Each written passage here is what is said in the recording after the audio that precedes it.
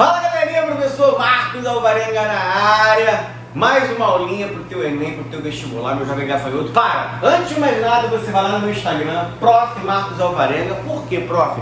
Tem muito mapa mental de todos os conteúdos de biologia. Tem as pílulas de biodose, que são dicas, macetes, bizus, curtinhos de 1 minuto, 1 minuto e 30, que são essenciais para você na prova, fora a foto dos quadros. Beleza? Galera, o assunto de hoje cai bastante quando a gente fala de impacto ambiental e poluição aquática. Roda a vinheta.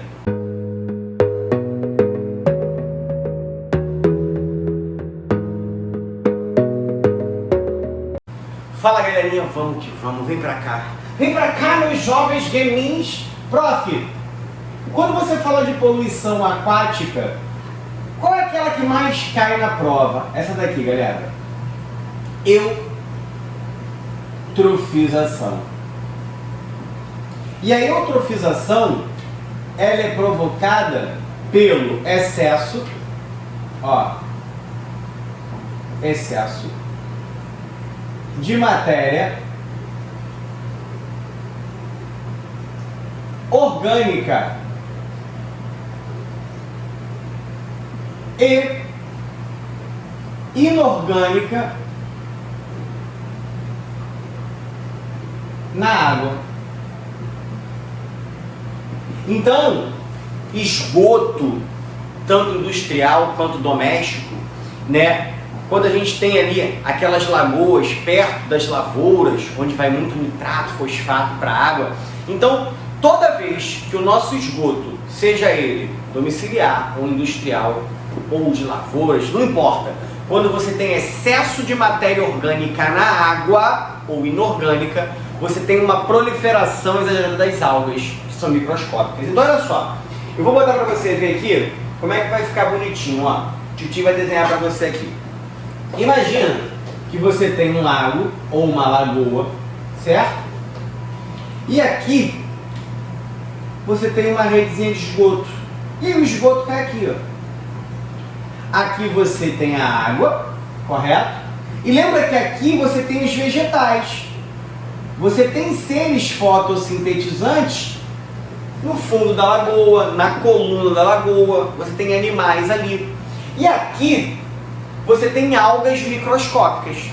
Como elas são microscópicas, você não vai conseguir ver e ela também não atrapalha a passagem de luz.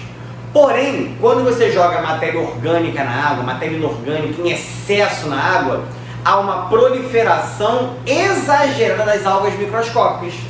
E aí essas algas que antes eram microscópicas, elas se multiplicam muito. Olha isso aqui. Elas vão formar um tapetão verde na superfície da lagoa. Muita alga, muita alga. Então você vai ter, como primeira etapa da eutrofização, a proliferação exagerada das algas. E aí olha só, você tem um bloqueio da luz. Então vamos botar aqui, ó. Prof, qual é a primeira etapa da eutrofização? Proliferação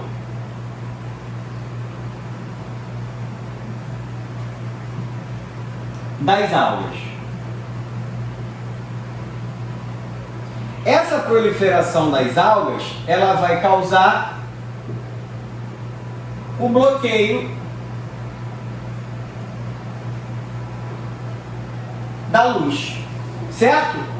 Então, proliferação das algas, devido ao excesso de matéria orgânica e inorgânica na água, gera o bloqueio da luz. Como segundo momento, você vai ter a morte dos seres fotossintetizantes.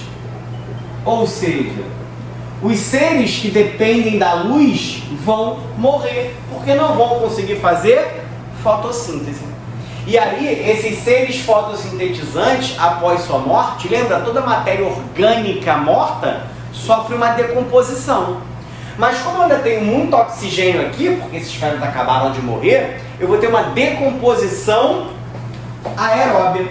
Então, a morte desses caras Logo em seguida, vai ocorrer uma decomposição aeróbia. Isso vai levar a uma queda brusca, acentuada do oxigênio dissolvido na água. Então, olha isso, esses caras vão morrer, vão sofrer decomposição, ou seja, os decompositores, fungos e bactérias, vão retirar o oxigênio da água para decompor os seres fotossintetizantes.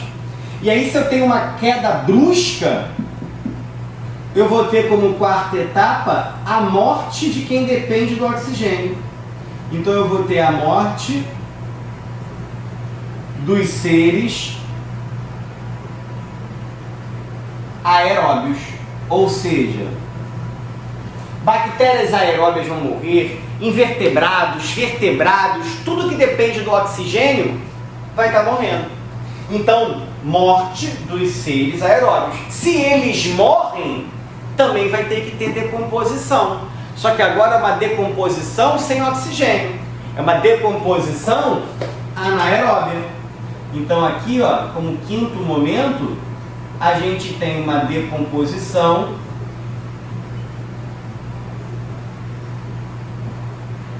anaeróbia.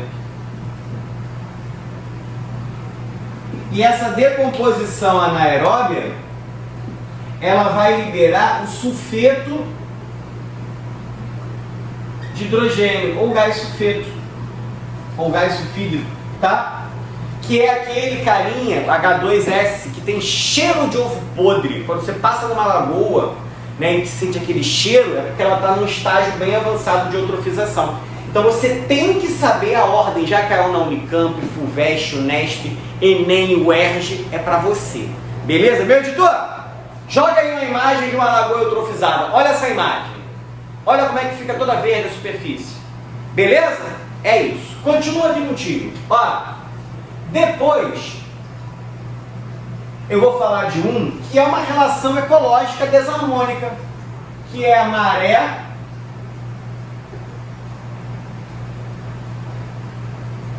vermelha.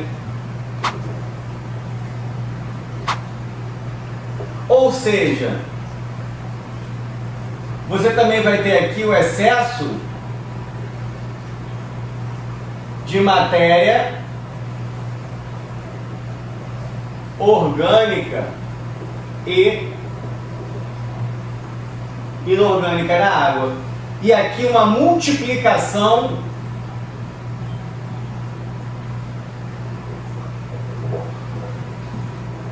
das algas vermelhas. Ou seja, ó, essas algas vermelhas são algas também que se encontram na água naturalmente. Porém, quando você tem um desequilíbrio ou surgimento de muita matéria orgânica na água, essas algas elas se multiplicam muito exageradamente, muito rápido. E aí quando elas morrem, elas liberam toxina na água, prejudicando os seres vivos que ali estão ao redor. Só que elas morrem, liberam toxina, prejudicam os indivíduos, mas não ganham nada. Então isso é uma relação ecológica. Ao morrerem, liberam toxina na água. Então elas vão prejudicar outros seres, mas não vão ganhar nada. Essa relação ecológica é uma relação de amensalismo, onde a alga prejudica sem ganhar nada. Você tem uma outra chamada de mancha negra, ou língua negra.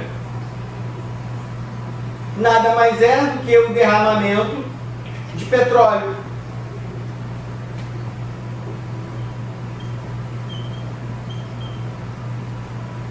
Petróleo na água. E aí olha o problema. Lembra? Você tem, aqui é nos oceanos, tá galera? Maré vermelha nos oceanos. Você tem lá a água bonitinha.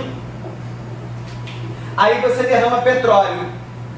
Lembra que o petróleo, ele é lipídico, ele é apolar, ele é menos denso que a água, então ele sobe em relação à água. E aí o petróleo, olha o que ele faz.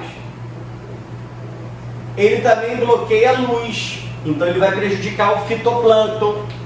Ele bloqueia a troca gasosa, ó, dificulta a troca gasosa. Então quando você tem esse problema de derramamento de petróleo, além de bloquear a luz e prejudicar o fitoplâncton, você também tem prejuízo aqui na troca gasosa. Lembra que, da mesma forma que o oxigênio não entra, o CO2 também não vai sair. Isso pode fazer com que ele se acumule na água, dependendo da faixa ali. E a CO2 na água tende a acidificar. Então olha isso, prejudica a troca gasosa, bloqueia a luz. Pode ter morte do fitoplâncton, beleza?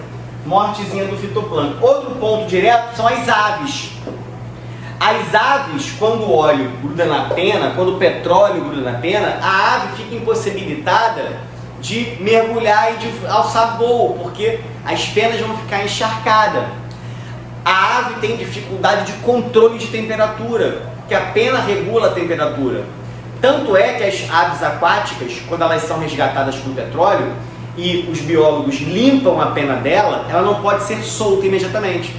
Porque ao remover o petróleo, limpa-se também aquela camada protetora que impermeabiliza a pena. Existe uma glândula chamada uropigiana, que fica na base da cauda, que produz uma secreção oleosa que impermeabiliza a pena. Ao tirar o petróleo, tira aquela substância. Então tem que dar tempo da ave voltar a produzir e impermeabilizar as penas. Porque senão, quando ela mergulhar, a pena vai absorver água e ela vai se afogar. E aí também dá tempo da ave regular a temperatura dela, porque o petróleo prejudica. Então, basicamente, são esses 3 modelos aqui de impacto aquático que tu tem que gravar. Mas, principalmente, as etapas da eutrofização.